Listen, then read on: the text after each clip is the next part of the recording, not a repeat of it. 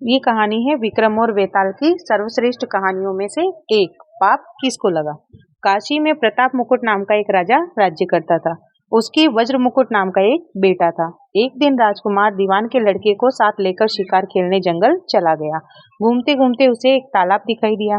उसके पानी में कमल खिले हुए थे और हंस किलोल कर रहे थे।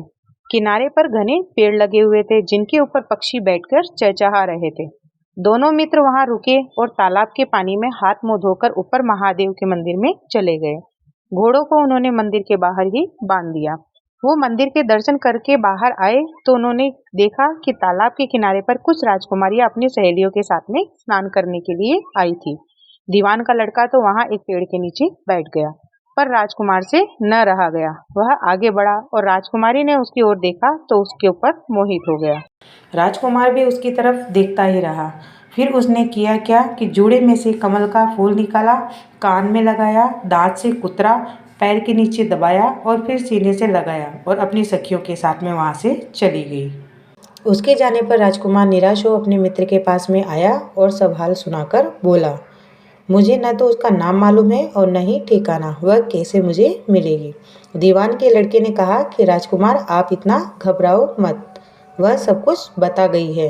राजकुमार ने पूछा वह कैसे, तो वह बोला उसने कमल का फूल सिर से उतारकर कानों में लगाया तो उसने बताया कि मैं कर्नाटक की रहने वाली हूँ।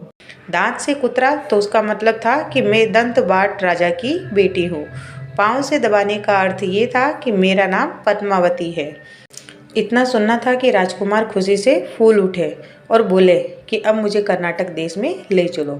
दोनों मित्र वहाँ से चल दिए। घूमते फिरते सैर करते करते दोनों कई दिनों बाद वहाँ पहुँचे। राजा के महल के पास गए तो एक बुढ़िया अपने द्वार पर बैठी चरखा काटती मिली। उसके पास जाकर दोनों घोड़ों से उतर पड़े और बोले कि माई हम सौदागर हैं, हमारा सामान पीछे आ रहा है, हमें रहने के लिए थोड़ी जगह दे दो। उनकी शक्ल और सूरत देखकर और बात सुनकर बुढ़िया के मन में ममता उमड़ पड़ी और बोली कि बेटा तुम्हारा ही घर है, जब तक जी चाहे यहीं रहो। दोनों वहीं ठहर गए। दीवान के बेटे ने उनसे पूछा कि माई तुम क्या करती हो, तुम्हारे घर में कौन कौन है और तुम्हारा गुजारा कैसे होता है। तो बुढ़िया ने जवाब दिया, बेटा मेरा एक ही बेटा है जो राजा की चाकरी में है। मैं राजा की बेटी पद्मावती की धाई माँ हूँ। बूढ़ी हो जाने से अब घर में ही रहती हूँ। राजा खाने पीने के लिए जो दे देता है, दिन में एक बार राजकुमारी को देखने के लिए महल में जाती हूँ। राजकुमारी ने बुढ़िया को कुछ धन दिया और कहा कि माई कल तुम वहाँ जाओ तो राजकुमारी से कह देना कि जेठ सुदी पंचमी को तुम्हें तालाब के पास में जो राजकुमार मिला था वह आ गया है। अगले दिन जब बुढ़िया राजमहल गई तो उसने राजकुमार का संदेश उसे दे दिया। सुनते ही राजकुमारी ने गुस्सा होकर हाथों में चंदन लगाकर उसके गाल पर तमाचा मार दिया और कहा कि मेरे घर से निकल जाओ।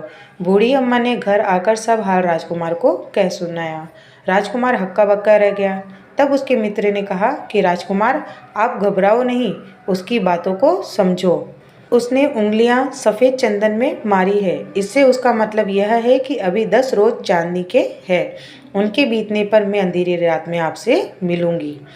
10 दिन के बाद बूढ़ी अम्मा ने फिर राजकुमारी को खबर दी तो इस बार उसने केसर के रंग से 3 उंगलियां डुबोकर उनके मुंह पर मार दिया और कहा भाग जाओ यहाँ से।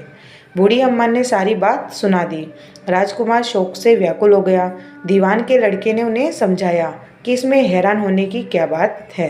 राजकुमारी की तबीयत खराब होने के कारण वो तुमसे 5 दिन तक नहीं मिल सकती। 5 दिन बीतने पर बूढ़ी अम्मा फिर वहां पहुंची और इस बार राजकुमारी ने उन्हें फटकार कर पश्चिम की खिड़की से बाहर निकाल दिया।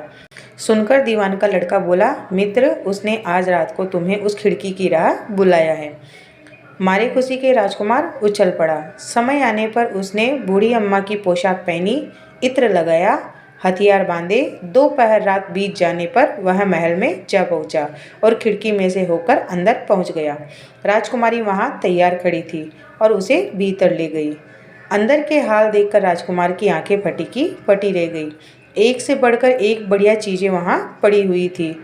रात भर राजकुमार और राजकुमारी बैठकर बातें करते रहे। जैसे ही दिन निकलने को आया कि राजकुमारी ने राजकुमार को छिपा दिया। और रात होने पर फिर एक साथ बैठकर दोनों बातें करने लगते। इस तरह कई दिन बीत गए। अचानक एक दिन राजकुमार को अपने मित्र की याद आई। उसे चिंता हुई कि पता नहीं उसका क्या हुआ होगा। उदास देखकर राजकुमारी ने कारण पूछा तो उसने बता दिया। बोला कि वह मेरा बड़ा ही प्यारा दोस्त है और बड़ा ही चतुर है। उसकी होशियारी से तो तुम मुझे मिल पाई हो। राजकुमारी ने कहा, मैं उसके लिए बढ़िया बढ़िया भोजन बनवाती हूँ, तुम उसे खिलाकर तसल्ली देकर लौट आना। खाना साथ में लेकर राजकुमार अपने मित्र के पास में पहुंचा। वे महीने भर से मिले नहीं थे। राजकुमार के मिलने पर सारा हाल सुनाकर कहा कि राजकुमारी को मैंने तुम्हारी चतुराई की सारी बातें बता दी थी, तभी तो उसने यह भोजन बनाकर भेजा है। दीवान का लड़का सोच में पड़ गया और उसने कहा, यह तुमने अच्छा नहीं किया। राजकुमारी समझ गई कि जब तक मैं हूँ वह तुम्हें अपने बस में नहीं कर सकती, इसलिए उसने इस खाने में जहर मिलाकर भेजा है। यह कहकर दीवान के लड़के ने थाली में से एक लड्डू उठाकर कुत्ते के आगे डाल दिया। खाते ही कुत्ता मर गया। राजकुमार को बड़ा ही बुरा लगा। उसने कहा, ऐसी स्त्री से तो भगवान बचाए, मैं अब उसके पास नहीं जाऊंगा। दीवान का बेटा बोला, नहीं, अब ऐसा उपाय करना चाहिए जिससे हम उसे घर ले चलें। आज रात को तुम वहां जाओ, जब राजकुमारी सो जाए तो उसके पैर के ऊपर त्रिशूल का निशान बनाकर और उसके गहने लेकर चले आना। राजकुमार ने ऐसा ही किया। उसके आने पर दीवान का बेटा उसे साथ ले योगी का भेष धारण करके मरघट में जा बैठा और राजकुमार से कहा कि तुम ये गहने लेकर बाजार में बेच आओ। कोई पकड़े तो कह देना कि मेरे गुरु के पास चलो और उसे वहां ले आओ। राजकुमार गहने लेकर शहर गया और महल के पास में एक सुनार को उसने दिखाया। देखते ही सुनार ने उसे पहचान लिया और कोतवाल के पास में उसे ले गया। कोतवाल ने पूछा तो उससे कह दिया कि ये मेरे गुरु ने मुझे दिया है। गुरु को भी पकड़वा लिया गया। सब राजा के सामने पहुँचे। राजा ने पूछा, योगी महाराज, ये गहने आपको कहाँ से मिले? योगी बने दीवान के बेटे ने कहा, महाराज, मैं मसान में काली चौदस की रात को मंत्र सिद्ध कर रहा था, तब मेरे पास में एक डाकिन आई। मैंने उसके गहने उतार लिए और उसके पैर में त्रिशूल के निशान बना दिए। इतना सुनकर राजा महल में गया और उसने रानी से कहा कि पद्मावती के पैरों में देखो कि त्रिशूल का निशान तो नहीं है। रानी ने देखा तो उसे मिला तो राजा को बड़ा ही दुख हुआ। बाहर आकर वह योगी को एक ओर ले जाकर बोला कि महाराज, धर्मशास्त्र में खोटी स्त्रियों के लिए क्या दंड है? तो योगी ने जवाब दिया, राजन, ब्राह्मण, गौ, स्त्री, लड़का और अपने आश्रय में रहने वाले व्यक्ति से यदि कोई खोटा काम हो जाए तो उसे अपने राज्य से बाहर निकाल देना चाहिए। यह सुनकर राजा ने पद्मावती को डोली में बिठाकर जंगल में छुड़वा दिया। राजकुमार और दीवान का बेटा तो ताक में बैठे ही थे। राजकुमारी को अकेली पाकर साथ ले अपने नगर में लौट आए और आनंद से रहने लगे। इतनी बात सुनकर बेताल बोला, राजन, यह बताओ कि पाप किसको लगा?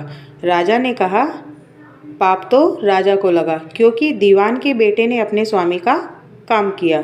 कोतवाल ने राजा का कहना माना और राजकुमार ने अपना मनोरथ सिद्ध किया। राजा ने पाप किया जो बिना सोचे और विचारे उसने राज्य से बाहर निकाल दिया। राजा का इतना कहना था कि बेताल फिर उसी पेड़ के ऊपर जा लटका। राजा वापस गया और बेताल को लेकर चल दिया। बेताल बोला, राजन सुनो, मैं तुम्हें एक कहानी सुनाता हूँ।